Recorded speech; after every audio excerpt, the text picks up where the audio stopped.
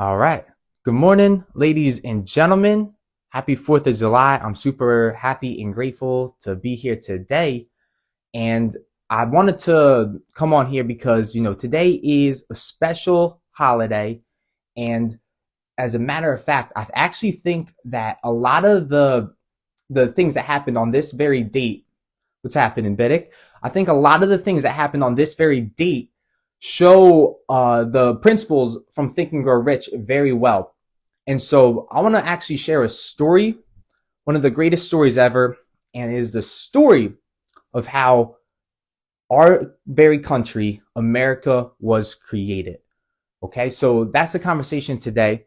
And I'm sure a lot of you know, right? July 4th, 1776, right? They signed the Declaration of Independence, basically telling Great Britain to go fuck itself.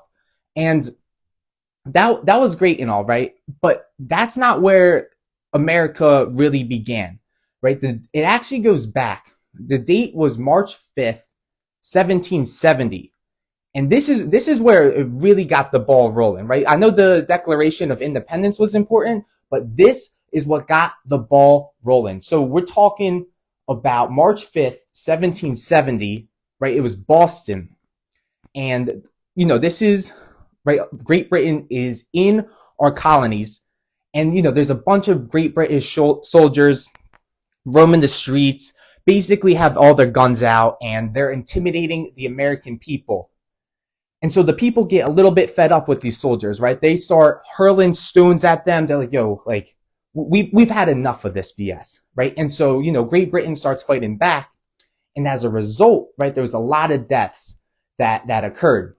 And so it was like this very moment that like a lot of the leaders that were in Boston at the time, they got really fed up, right? They're like, yo, we've had enough of Great Britain, invading our streets, like really trying to control us, right? We're done with this.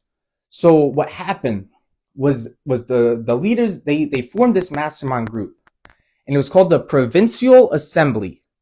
And they met, and it was a lot of these great leaders, they met and they're like, yo, we got to take definite action and get the British soldiers out of here.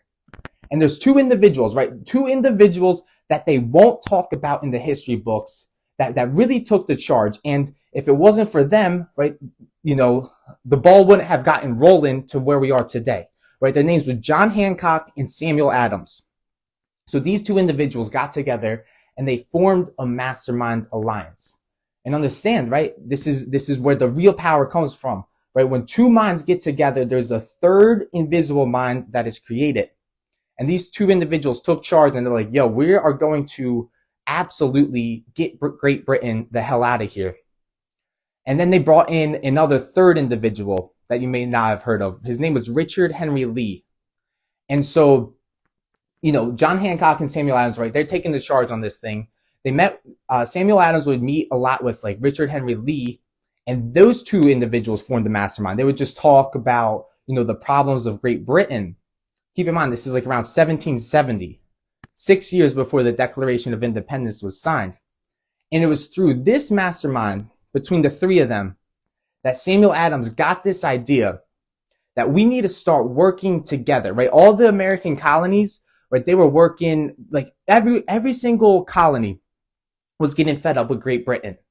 And, they were all fighting back individually, right? All 13 colonies weren't working in the spirit of harmony though. And Great Britain obviously had all the money, they had the resources, they had the men, and they were kicking our ass because we were fighting them each individually, right? So Samuel Adams had this great idea from the mastermind that, yo, why don't we start working together? So why don't we start like sending letters to one another, really communicating, and we got to start thinking of ways to get Great Britain the hell out of here. So what they started the mastermind principle, and it was called the Correspondence Committee. Okay. And, at the same time, even though the American colonies, right, they had their mastermind going, you got to realize Great Britain, powerhouse at the time, had its own mastermind going. And they knew that Samuel Adams was the leader of this and was, kind of forming this mastermind to go against them. So they actually went up to Samuel Adams. They sent a messenger to him and basically told him, like, yo, listen, man, if you if you decide, right now that you are going to go against like Great Britain, we're going to consider this an act of treason, right? And basically, you know, I'm going to leave. I'm going to tell the king what you say, but if you get found guilty, right, we will hang you. So Samuel Adams at the time, he had to make a decision right then and there whether he was going to go through with this and actually fight back and form the mastermind attack back with the Great Britain, or is he going to give in and want his life, right? And they were even bribing him. They're like, yo, we'll promise you like a ton of money, right? You'll have all the freedom that you want if you just hang back, right? Stop trying to fight back against us. And so Samuel Adams, right, this is the power of making a decision, right? He made a decision right then and there, and he was like, no, you tell the king to go F himself. I am tired of you being in my country, and this is how it's going to happen. So he didn't say it word for word like that, but that's my interpretation of it. So understand the power of making a definite decision. And I think like a big takeaway from this is, a lot of people, when you have to make a decision for what you really want, it's not like your life is on the line. Right, this individual named Samuel Adams, his life was on the line, and he had to make a decision right then and there to be like, no, I have a burning desire, I have a definite major purpose to free America from Great Britain, and I'm, even if it means staking my own life, I'm willing to bet on myself. Right, that is a huge lesson, right? When you know what you want, you got to be able to and listen. Whatever decision you're making, you're not staking your life. You're probably staking your finances. So it's levels to this. All right. So what happened afterwards was he held a secret mastermind with like Adams, Hancock, and others, and they formed the Congress of Colonists. Once again, formed another big mastermind, and it was this secret mastermind that they got together. Right. Samuel Adams, right, is basically public enemy number one. Right. If they caught him, if the Great Britain caught him, right, he's a dead man. So they formed a secret mastermind. They met, I'm not sure, probably in like some house or something. They locked the door and they said, no one in this room is leaving until a definite decision has been made.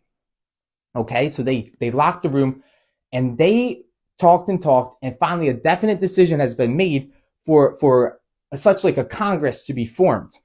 All right, so understand this point in history, right?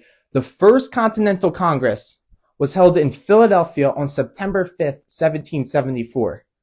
And you got to keep in mind, right, this date is even more important than July 4th, because without this first Congress being formed, July 4th would have never happened, right? It was this mastermind. They formed this definite mastermind before, obviously, the rest of the story, right? And they got the ball rolling. All right. So, then they brought in some other people, right? You might remember Thomas Jefferson, who's from the Province of Virginia, right? He was brought into the Congress, and you got to understand, they met with this mastermind for 2 years, 2 full years, until it was finally June 7th, 1776. And they're like, all right, you know what? We got to stop drifting. Enough's enough. We know that we need to take definite action, and we need to start making a decision. So what they did was John Hancock appointed Thomas Jefferson as chairman of the committee to draw up a Declaration of Independence. And the rest is history, right? Thomas Jefferson wrote up, what they really wanted. And all 56 men who were part of the Congress at the time, they were signing their names to this letter. And basically it was like a death warrant, right? They're saying like, we're gonna fight back. And, if this goes wrong, we understand like all of our lives are at stake here. So they made a definite decision on this very date. And I think, especially in terms of the book Think and Grow Rich, right? You got to realize like all the principles that led up to this point. And, the rest is history, right? Obviously, we ended up winning the battle because we had the power behind us, because we had a definite burning desire for freedom backed by faith, right? We had the mastermind principle between the 13 colonies, and persistence, right? That is the underlying key between all of this. And so it's really important and really cool to think about, just how much these principles have led us to even our own freedom here today that we have to be able to celebrate in this country.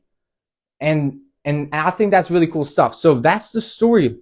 And I hope you were able to take away just like, especially the importance of making a definite decision, right? When you have a definite purpose and know exactly what it is that you want, and you make a committed decision to go get it, there's so many examples in history where the world is yours, right?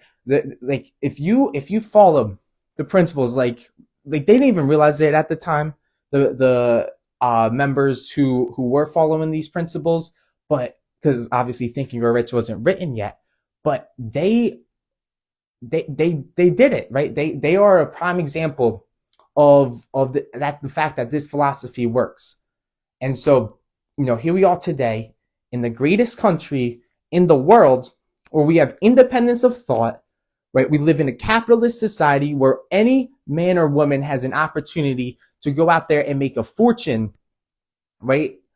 Think about what just knowing what you want, making a clear-cut decision, and having the power of a mastermind to back you up, what that can do for you and your dreams. So that's the conversation today. I hope everyone, enjoys a great 4th of July. And I'm glad that I got to share this story with you today. So I'll see you guys tomorrow. Have a great one.